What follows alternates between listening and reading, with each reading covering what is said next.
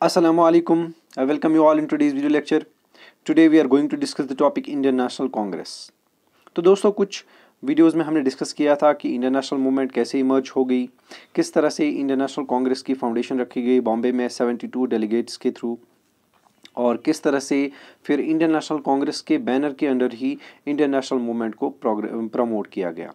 तो कुछ स्कॉलर्स का ये भी मानना है जो इंडियन नेशनल मूवमेंट थी ये असल में हम कहेंगे इंडियन नेशनल कांग्रेस के बैनर के अंडर थी, और इसका एक ही ऑब्जेक्टिव था, to free India from the British rule. तो इस तरह से कुछ लोग इंडियन नेशनल कांग्रेस को ही इंडियन नेशनल मूवमेंट समझते हैं। So the Indian national movement under the flag of Indian National Congress has been divided into different phases according to the ideology and progress of the leadership.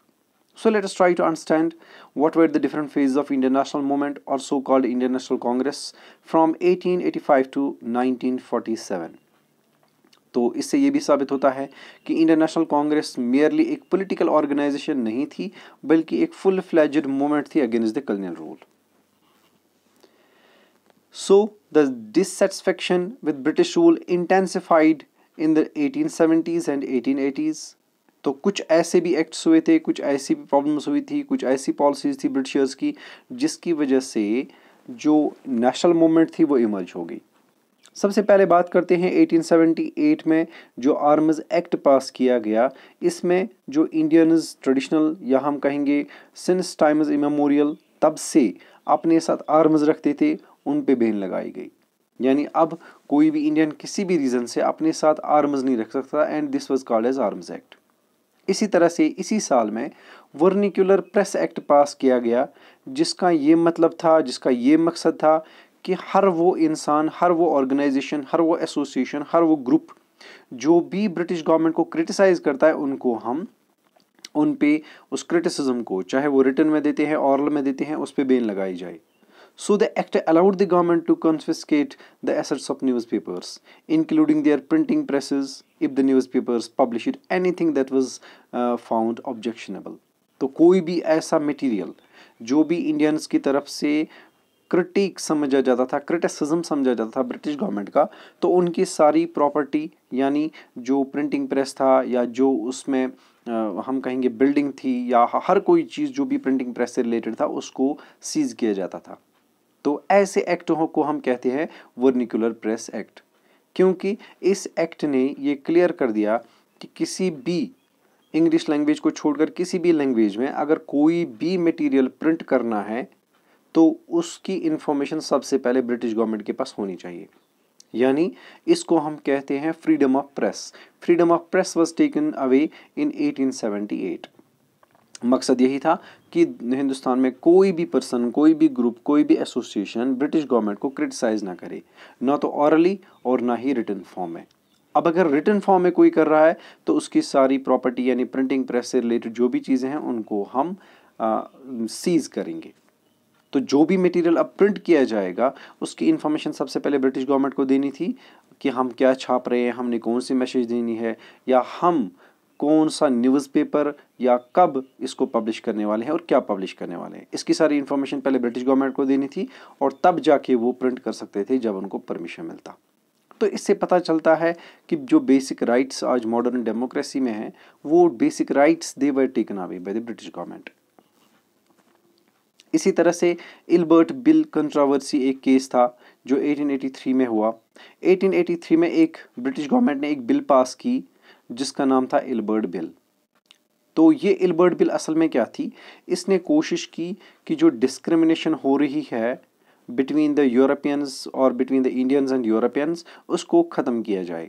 जैसे the bill provided for the trial of British और European persons by Indians and sought equality between the British and the Indian जजेस in the country.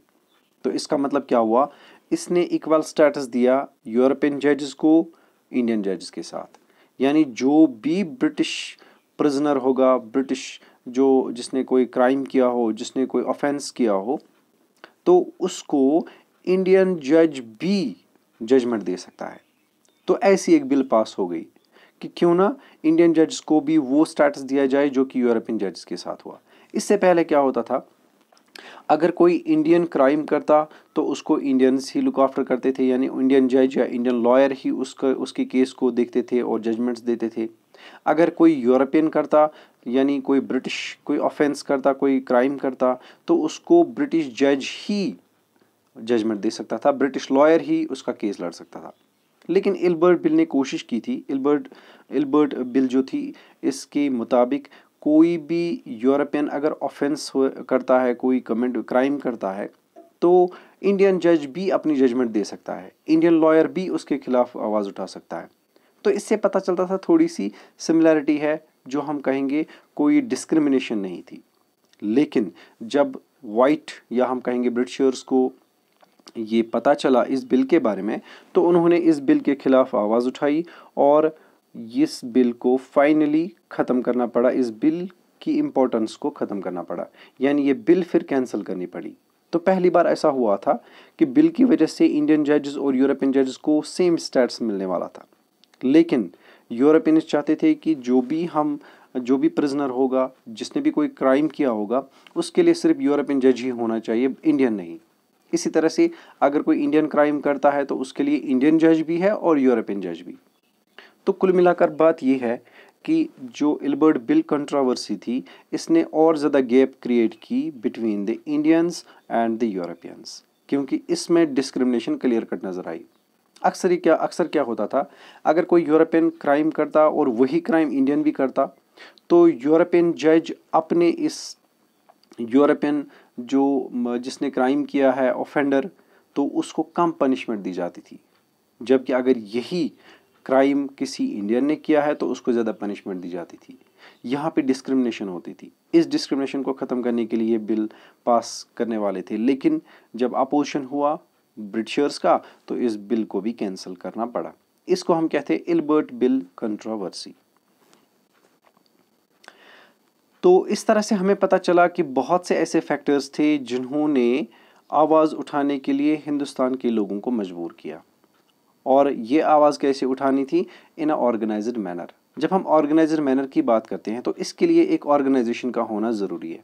तो इसी वजह से दिसंबर 1885 में पहली बार all India level की एक ऑर्गेनाइजेशन बनी, जिसका नाम पड़ गया इंडियन नेशनल कांग्रेस। तो जैसा मैंने पहले भी कहा, कुछ स्कॉलर्स बिलीव करते हैं कि इंडियन नेशनल कांग्रेस कोई पॉलिटिकल ऑर्गेनाइजेशन नहीं थी खाली, बल्कि ये एक इंडियन नेशनल मूवमेंट थी, फुल फ्लेज्ड मूवमेंट थी अगेंस्ट कॉलोनियल रूल। इस बात को समझने की कोशिश करते हैं डिफरेंट फेजेस के। तो इंडियन नेशनल मूवमेंट के 3 फेजेस माने जाते हैं। यूजुअली जो हिस्टोरियंस है वो मानते हैं कि इंडियन नेशनल मूवमेंट के 3 फेजेस थे। पहले फेज को कहा जाता है मॉडरेट फेज। जब हम वर्ड मॉडरेट को लेते हैं, it means a person having moderate outlook. ये भी जानने की कोशिश करते हैं क्यों ऐसा है। So the early phase of the Indian national movement is called the moderate phase because of the moderate outlook of leadership. जो moderates होते हैं वो usually war, bloodshed, strikes, hartals, demonstration या किसी तरह की भी वायलेंस को सपोर्ट नहीं करते हैं। उनका मानना है कि सिंपल बातचीत से ही कोई काम बन सकता है। तो जो पहले लीडर्स थे इंडियन नेशनल कांग्रेस के, उनका आउटलुक भी ऐसा ही था। वो भी बिलीव करते थे कि हम प्यार से या पेटिशंस के ज़रिए, लेटर्स के ज़रिए या रिक्वेस्ट्स के ज़रिए ब्रिटिश गवर्नमेंट को अपनी जो भी मांगे हैं वो मनवा सकते हैं। तो that's why these leaders came to be known as moderates, और we can say moderate leaders. So the moderate leaders और moderates were loyal to the British rule. जब हम ये पढ़ते हैं इस बारे में, so these were loyal to the British rule. जो अर्ली लीडर्स थे कांग्रेस के, they believed that British rule is necessary for the development of India. They were in favor of British rule. They believed that the British rule should continue. British rule should continue so that India will become a developed country. यानी उनका ये बिल्कुल मानना नहीं था कि British rule ख़त्म होना चाहिए, जो पहले लीडर्स थे। So they were loyal to the British rule. Secondly, they were part-time politicians and used to meet once or twice in a year. Part time politician हम उसको बोलते हैं जो यूजुअली अपने बिजनेस में, अपने काम में एंगेज रहता है और कभी कभार ही 1-2 बार साल में मिलते थे। तो ये सारे जितने भी लोगों की हमने मॉडरेट लीडर्स की बात की, they were mostly industrialists, they were the newspaper editors, और they were what we can say जिनको हम कहते हैं प्रोफेशनल्स। प्रोफेशनल हम बोलते हैं जैसे लॉयर्स होते हैं, डॉक्टर्स होते हैं, इंजीनियर्स होते हैं, प्रोफेसर्स होते हैं, इनको हम बोलते हैं प्रोफेशनल्स। तो इनके पास इतना टाइम नहीं था कि ये फुल फ्लेज्ड पूरे साल रहेंगे इस मूवमेंट के साथ। तो साल में 1 या 2 बार बॉम्बे में मिलना, फिर बातचीत करना, फिर ब्रिटिश गवर्नमेंट को लेटर्स लिखना, मेमोरियल्स लिखना, मेमोरियम्स लिखना, या फिर इसी तरह से रिक्वेस्ट्स करना कि किसी चेंज के लिए। तो ओबेसली यहाँ सीधी सी बात है, अगर एक इंडस्ट्रियलिस्ट साल में 1 बार मुलाकात करेगा, सारे इंडस्ट्रियलिस्ट्स मिलेंगे, तो सबसे पहले वो अपनी डिमांड्स की बात करेंगे, यानी वो सबसे पहले अपने बारे में सोचेंगे, अपने बिजनेस के बारे में सोचेंगे। बिल्कुल ऐसा ही था। So they were against bloodshed, violence, strikes and protest. जैसा मैंने पहले भी कहा, इस तरह के लोग अक्सर वायलेंस पसंद नहीं करते हैं या ब्लडशेड पसंद नहीं करते हैं, किसी तरह के प्रोटेस्ट, हड़ताल पसंद नहीं करते हैं, डेमोन्स्ट्रेशन पसंद नहीं करते हैं। रीज़न क्या है? इफ़ दीज वर इंडस्ट्रियलिस्ट्स, अगर ये अर्ली मॉडरेट लीडर्स इंडस्ट्रियलिस्ट्स थे, तो हड़ताल की वजह से उनकी जो फैक्ट्रीज इंडस्ट्रीज थे वो बंद हो जाती, इनका नुकसान हो जाता। वायलेंस की वजह से चक्का जाम होता या बंद हो जाता सारा, तो इनका नुकसान हो जाता। अगर वर्कर्स स्ट्राइक करते तो इनका लॉस हो जाता। दैट्स वाई ये बिल्कुल इस फेवर में नहीं थे कि हमारा कभी लॉस हो। तो यूजुअली जो भी उनकी डिमांड्स होती थी वो सब उनके लिए होती थी, लेकिन कभी कभार आम लोगों को भी इसका फ़ायदा होता था। तो चलिए जाने की कोशिश करते हैं थोड़ा सा और। तो सबसे जो ओल्डेस्ट पर्सन है इस लीडरशिप का, मॉडरेट लीडर्स में, उसका नाम है दादा भाई नौरोजी, ए पारसी मैन फ्रॉम बॉम्बे। ये बॉम्बे का रहने वाला है और इसको दादा भाई नौरोजी भी कहते हैं। इसको grand old man of India भी कहते हैं, because he died at the age of 104। 104 साल की उम्र में इनकी डेथ हो गई। काफ़ी ज़्यादा मशहूर थे अपनी स्पीच के लिए, अपनी एजुकेशन के लिए, अपनी इन्फ्लुएंस के लिए, और तो और अपनी बुक के लिए। इन्होंने एक बुक लिखी है जिसका नाम है poverty and un British rule in India. हालांकि होना चाहिए था poverty and British rule in India, लेकिन इन्होंने लिखा poverty and un British rule in India. Poverty अगर है तो वो ब्रिटिशर्स की वजह से है। अन ब्रिटिश रूल का यहाँ मतलब क्या है? अन ब्रिटिश रूल का मतलब ये है कि इंग्लैंड में जो ब्रिटिशर्स का रूल था वो इंडिया में नहीं था। यानी जिस तरीके का वो रूल करते थे इंग्लैंड में, जिस तरह की प्रोग्रेस थी, डेवलपमेंट थी, परफॉर्मेंस थी इंग्लैंड में, उस तरह की परफॉर्मेंस, उस तरह की पॉलिसीज़, उस तरह का आउटलुक जो ब्रिटिश गवर्नमेंट का हिंदुस्तान में नहीं था। यानी जिस तरह से वो ब्रिटेन में रूल करते थे, बिल्कुल वैसा रूल वो हिंदुस्तान में नहीं करते थे, जिसकी वजह से हिंदुस्तान पुअर हो गया, जिसकी वजह से पॉवर्टी ज़्यादा इंक्रीज़ हो गई, जिसकी वजह से इकोनॉमिक पॉलिसीज़ या हम कहेंगे इकोनॉमिक डेवलपमेंट हिंदुस्तान की बैकवर्ड रही। सो ये वो पहला पर्सन था जिसने इकोनॉमिक क्रिटिसिज्म किया, जिसको हम कहते हैं ब्रिटिश रूल। तो ब्रिटिश रूल को इकोनॉमिकली क्रिटिसाइज करने वाला ये पहला पर्सन था अपनी बुक में, जिसका नाम है poverty and un British rule. So they used to send proposals or memorandums for the concessions to the British government. अक्सर ये क्या करते थे? लेटर्स, मेमोरेंडम्स, प्रपोजल्स, रिक्वेस्ट्स भेजते थे ब्रिटिश गवर्नमेंट को कि हमारी कुछ कंसेशंस कीजिए। जैसे टैक्स हाई है तो इसको कम कीजिए, या जैसे कहीं पे इनकम टैक्स की, या जिसको हम कहते हैं बिजनेस में जो टैक्स लिया जाता है वो ज़्यादा है तो उसको कम कीजिए, लैंड रेवेन्यू डिमांड ज़्यादा है तो उसको कम कीजिए। इसी तरह से जो बाकी चीज़ें होती थी उनके लिए अक्सर प्रपोजल्स भेजते थे, लेकिन ये कभी भी ब्रिटिश गवर्नमेंट के सामने ऐसे रिक्वेस्ट नहीं करते थे कि ब्रिटिश गवर्नमेंट मानेगी। इनका मानना था ये रूलर्स है, हमारी डिमांड्स को मान भी सकते हैं, नहीं भी मान सकते, अगर मानेंगे तो भी ठीक, नहीं मानेंगे तो भी ठीक। तो इससे यहाँ बिल्कुल पता नहीं चलता है कि that these people were in favour of what we can say freedom. तो जो अर्ली लीडर्स कांग्रेस के थे, इससे ये बिल्कुल पता नहीं चलता है कि ये ब्रिटिश रूल के ख़त्म होने के लिए मूवमेंट चला रहे थे। ऐसा लग रहा था they promoted the British Raj, and even some scholars have argued that these were the collaborators of the Raj. They were the supporters of the Raj. They were the supporters of British rule. So they were loyal to the British rule. कुछ important leaders इस period के 1885 से लेकर 1905 या 1907 तक के कुछ important leaders हैं जिनको हम मॉडरेट्स कहते हैं, जिनमें मैंने पहले ही बोला दादा भाई नौरोजी, जिनको grand old man of India भी कहते हैं, या सुरेंद्र नाथ बैनर्जी, एस.एन. बैनर्जी, W.C. बैनर्जी, वेंकटेश चंद्र बैनर्जी, गोपाल कृष्ण गोखले, G.K. गोखले इनको भी कहते हैं, फिरोज शाह मेहता, बदरुद्दीन ताइबी, एस सुब्रमण्यम अय्यर, ये सारे वो लीडर्स थे who are called as moderates. So the Congress was dominated by these moderates. जितने भी डिसीजंस लिए जाते थे वो यही गिने चुने लोग लेते थे, यानी जिनका आउटलुक लगभग सेम था, जो ब्रिटिश गवर्नमेंट के खिलाफ नहीं थे, बल्कि उनकी पॉलिसीज को चेंज करना चाहते थे, बल्कि कंसेशंस चाहते थे, बल्कि थोड़ी बहुत चेंजेस चाहते थे, तो उनका रूल एंड ये करना नहीं चाहते थे। But by the 20th century young and revolutionary leaders had entered the Congress, जिनमें बाल गंगाधर तिलक है जो महाराष्ट्र के थे, बिपिन चंद्र पाल जो बंगाल के रहने वाले थे, लाला लाजपत राय जो कि पंजाब में थे। तो 20th सेंचुरी के आते आते ये सारे यंग लीडर्स जो रेडिकल भी समझे जाते हैं, इन्होंने एंट्री मारी कांग्रेस में, यानी दे जॉइनेड the Congress. Though they were also the we can say professionals, they were also the newspaper editors, ये भी वैसे ही थे, लेकिन इनका आउटलुक थोड़ा चेंज था। ये रेडिकल समझे जाते हैं क्योंकि दे बिलीव्ड इन क्विक चेंज, जबकि मॉडरेट समझते हैं कि चेंज होनी चाहिए but slow and peaceful. That should not be violence. There should be no violence. There should be no change on the basis of what we can say bloodshed.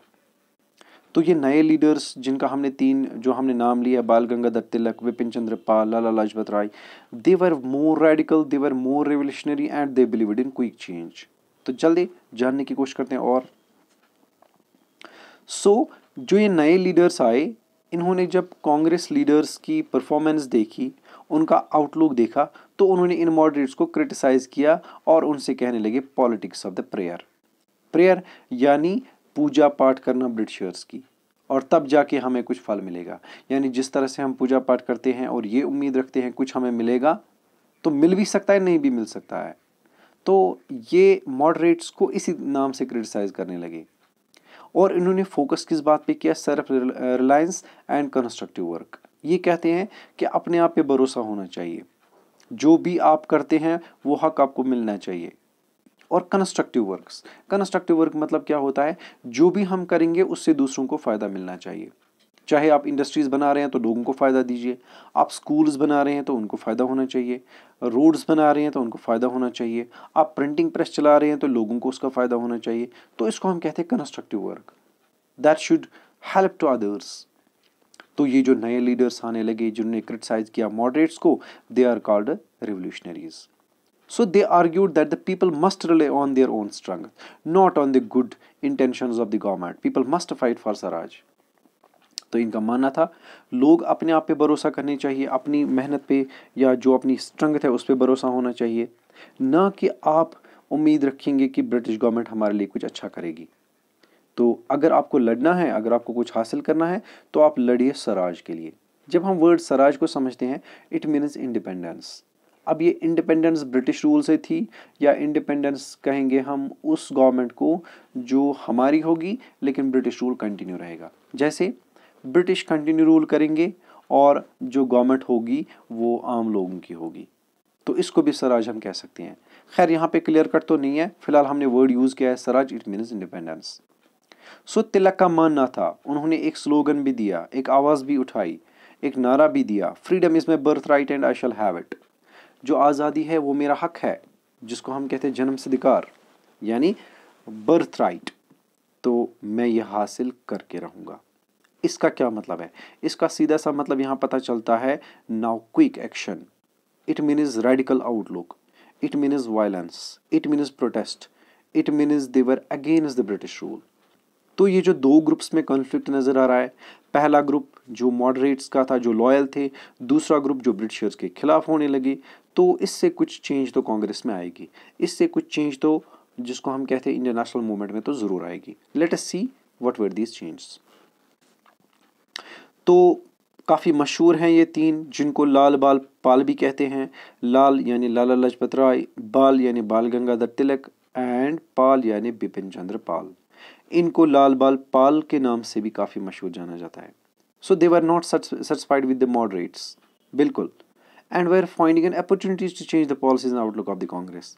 ये इंतजार कर रहे थे कब ऐसा मौका मिलेगा कि कांग्रेस में हम ये सब चेंज लाएंगे, इसकी आइडियोलॉजी बदल देंगे, इसका आउटलुक बदल देंगे, इसको गुलाम नहीं बनाएंगे हम ब्रिटिश रूल के, हम लॉयल नहीं रहेंगे। तो ये अपॉर्चुनिटी इनको एक बार मिल गई, और देने वाला कौन था? It was Lord Curzon. Lord Curzon governor general था हिंदुस्तान का 1905 में। तो उसने डिसाइड किया कि जो बंगाल है, बंगाल उस टाइम का बंगाल अगर उस टाइम के बंगाल की बात करेंगे तो कितना बड़ा था, ऐसे समझ सकते हैं आप।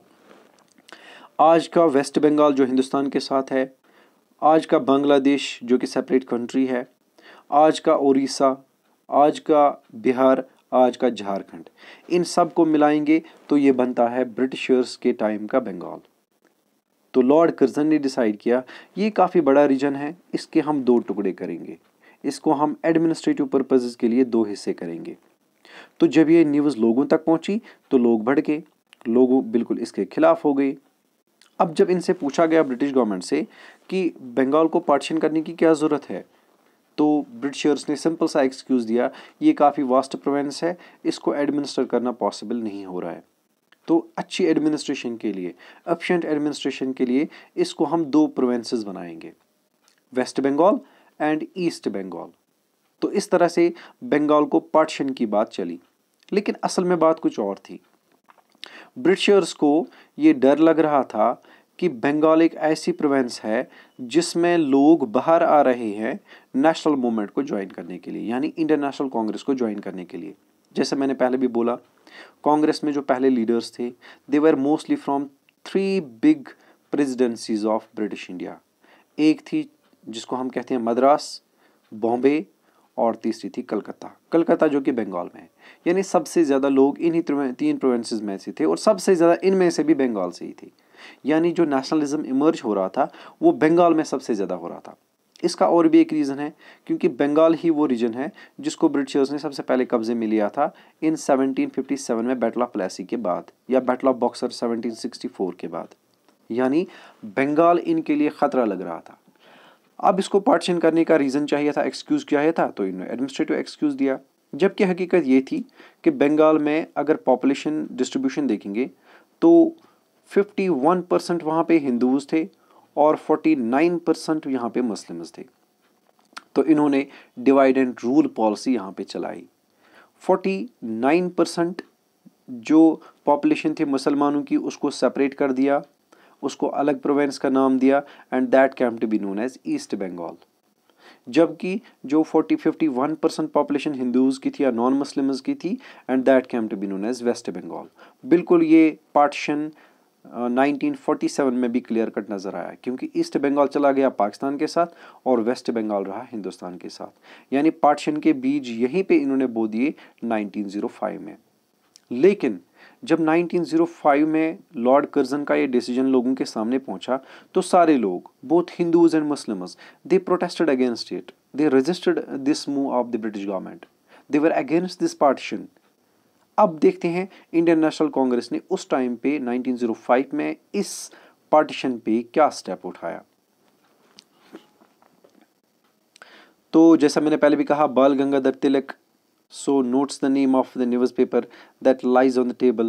Kesari, a Marathi newspaper edited by Tilak, became one of the strongest critics of the British rule. तो बाल गंगाधर तिलक जो कि महाराष्ट्र से है, उनके सामने एक न्यूज़पेपर है जो जिनका एडिटर वो खुद थे, और इस न्यूज़पेपर का नाम था केसरी और लिखा जाता था मराठी में। ये बाद में एक इम्पॉर्टेंट टूल बना इन इंडियन नेशनल कांग्रेस का, खासतौर पे जब दूसरा फेज़ आ गया कांग्रेस का जिसको हम एक्सट्रीमिस्ट फेज़ कहते हैं। तो उस टाइम पे ये बाल गंगाधर का न्यूज़पेपर काफ़ी इम्पोर्टेंट बना ब्रिटिशर्स को क्रिटिसाइज़ करने के लिए। ये और एक इम्पॉर्टेंट पर्सन है लाला लाजपत राय, जो पंजाब से रहे हैं, रेडिकल ग्रुप के लीडर्स थे, और ये काफ़ी एक्टिव मेंबर रहे हैं आर्य समाज के। आर्य समाज ओवैसली आपने पढ़ा होगा, आपको याद होगा, जो दयानंद सरस्वती ने फाउंड किया था, जिसका मकसद था कि जो लो कास्ट पीपल है उनके लिए टेम्पल्स को ओपन किया जाए और उनके साथ जो डिस्क्रिमिनेशन हो रही है उसको स्टॉप किया जाए। तो ये यहाँ से मूवमेंट भी पता चलती है कि ये किस मूवमेंट में पार्टिसिपेट कर रहे थे। सो यहाँ तक हमने देखा कि किस तरह से पार्टीशन ऑफ बंगाल डिसाइड किया लॉर्ड कर्जन ने, और फिर लोगों का रेजिस्टेंस भी हमने थोड़ा सा पढ़ा। अब जानते हैं कि जो लीडर्स थे कांग्रेस के, क्योंकि इस टाइम पे दोनों लीडर्स अवेलेबल थे, दोनों तरह के लीडर्स थे, हालांकि अभी भी डिसीजन मॉडरेट्स ही लेते थे, लेकिन यंग लीडर्स भी ज्वाइन कर चुके थे। तो सारे लीडर्स, चाहे वो यंग थे या ओल्ड थे, सब ने इस पार्टीशन ऑफ बंगाल के खिलाफ, जो लॉर्ड कर्जन का डिसीजन था, इसके खिलाफ आवाज़ उठाई और एक मूवमेंट स्टार्ट करने का डिसीजन लिया। और इस मूवमेंट को काफ़ी मशहूर नाम दिया गया है स्वदेशी एंड बाइकॉट मूवमेंट। स्वदेशी का मतलब होता है यूज़ ऑफ इंडिजीनियस गुड्स, यानी जितनी भी चीज़ें हिंदुस्तान में बनती थी इनका यूज़ करना। बाइकॉट का मतलब होता है जो भी बाहर से आता है, ब्रिटेन से आता है, उन चीज़ों को बाइकॉट करना।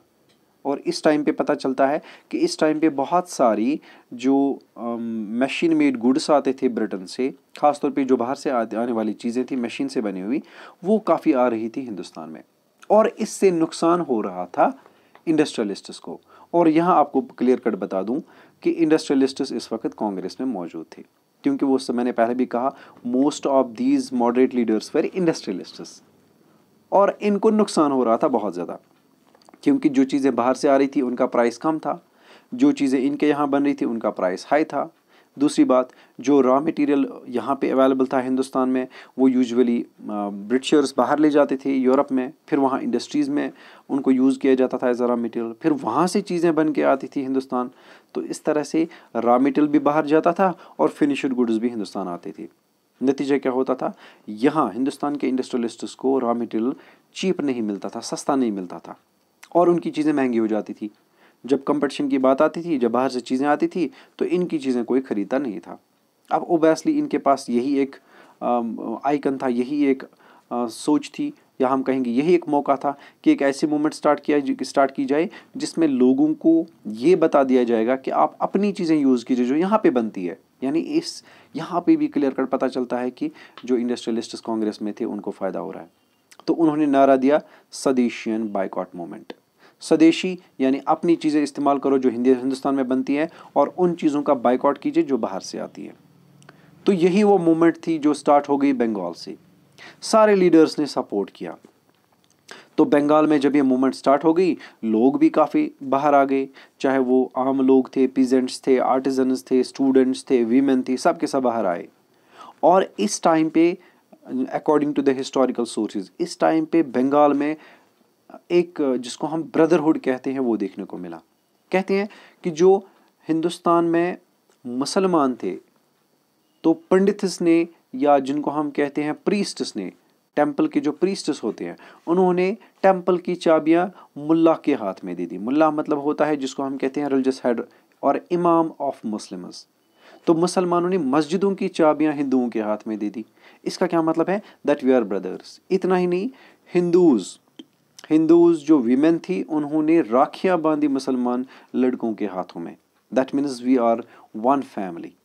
तो यहाँ पे देखने को मिला है पहली बार unity among Hindus and Muslims. Though the policy of the British government was divide and rule, but the people at lower level at the bottom seemed to be united and very much close to each other. In simple ways, they were united at that time. There was nothing like a rift between the Hindus and the Muslims. खैर, तो movement की बात चली, ये बंगाल से start हो गई, 1906 से लेकर 1907 तक चली है, 1 साल तक, और बंगाल में स्टार्ट हो गई। तो जो मॉडरेट लीडर्स थे वो चाहते थे ये स्वदेशी एंड बाइकॉट मूवमेंट सिर्फ बंगाल में होनी चाहिए और कहीं पे नहीं। जबकि जो यंग लीडर्स थे उन्होंने जब लोगों का एंथुसिज्म देखा, उनकी पार्टिसिपेशन देखी, क्योंकि लिक्वर शॉप्स को जलाया गया, जो बाहर से क्लॉथ आता था उसको जला दिया गया, जो भी बाहर से चीज़ें आती थी उनको सड़कों पे जलाया गया, अपनी चीज़ों को यूज़ किया गया, लोग खादी की तरफ जाने लगे, लोग अपना क्लॉथ बनाने लगे। तो ये मूवमेंट काफ़ी कामयाब देखने को मिली। लेकिन जो मॉडरेट लीडर्स थे वो चाहते थे इसको सिर्फ बंगाल में रखा जाए, जबकि एक्सट्रीमिस्ट लीडर्स या हम जिनको रेडिकल्स कहते हैं, जो यंग लीडर्स थे, खासतौर पे हमने 3 नाम लिए हैं, लाल बाल पाल, तो ये चाहते थे इस मूवमेंट को पूरे हिंदुस्तान में फैलाया जाए ताकि सारे लोगों को पता चले ब्रिटिशर्स हमारे साथ क्या करें। यहाँ पे कॉन्फ्लिक्ट हो गया, यहाँ पे आइडियोलॉजिकल कॉन्फ्लिक्ट हो गया between the old leaders and the young leaders. तो यंग लीडर्स चाहते थे मूवमेंट पूरे हिंदुस्तान में फैले, ओल्ड लीडर्स चाहते थे ये बंगाल में ही होनी चाहिए, इसका कोई हम इसकी परमिशन नहीं देना चाहते हैं। सो नतीजा क्या हुआ, एक कन्फ्लिक्ट हो गया, एक स्प्लिट हो गया, ग्रुप हो गया कांग्रेस के लीडर्स में।